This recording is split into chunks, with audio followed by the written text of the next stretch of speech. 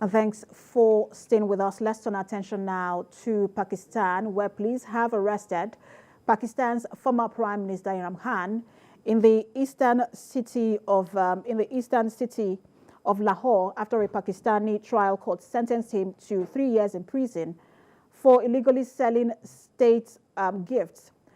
The 70-year-old cricketer turned politician was accused of misusing his premiership minister from 2018 to 2022 to buy and sell gifts in state possession that were received during visits abroad and worth more than 140 million Pakistani rupees. The verdict includes a 100,000 rupees fine, which, if not paid, could amount to further 6 months in jail.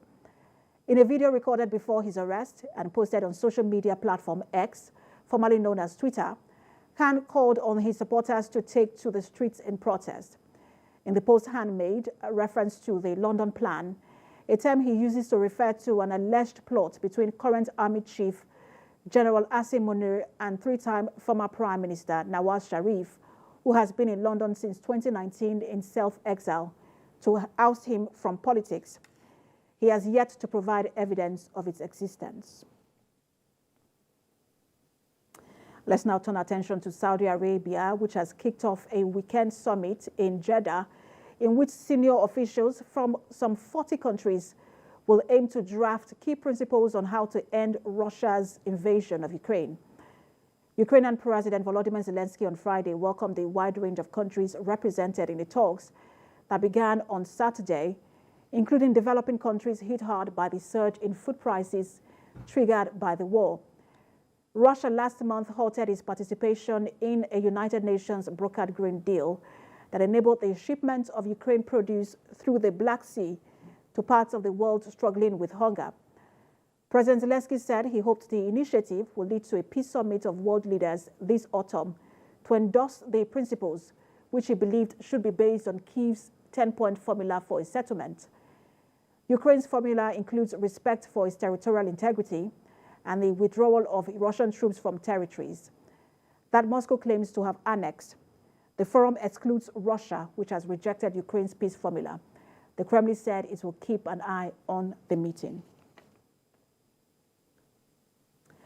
And Saudi Arabia's embassy in Lebanon has urged its citizens to leave the country as soon as possible and to avoid approaching areas where there have been armed clashes.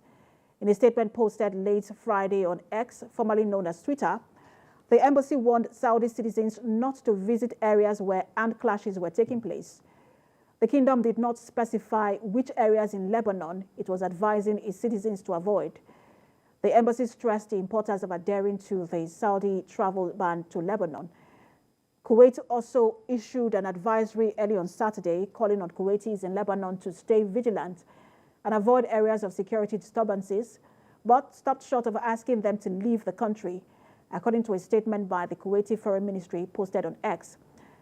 On August the 1st, the United Kingdom also updated its travel advice for Lebanon, advising against all but essential travel to parts of Lebanon's south near the Palestinian refugee camp of Ain el-Hiwel.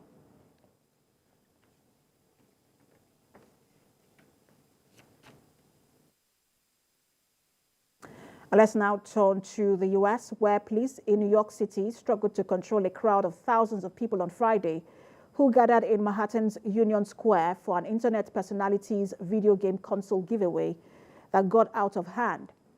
The video showed a surging, tightly packed crowd climbing on vehicles, hurling chairs, throwing punches, and scaling structures in the park. Shouting teenagers swung objects at car windows and ran through the streets. Traffic was blocked by the crowd on several streets. A great number of police officers could be seen trying to control the gathering.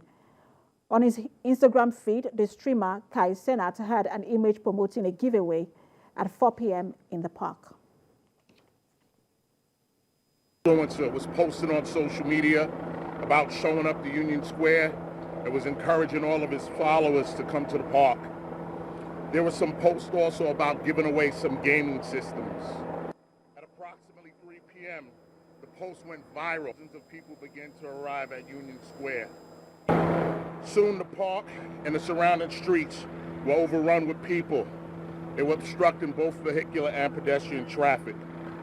The NYPD responded by calling a mobilization in response to the large crowd. As the crowd grew, so did our mobilization. The crowd was swarmed when the influencer finally arrived at the park. Individuals in the park began to commit acts of violence towards the police and the public. There was a construction site within the Union Square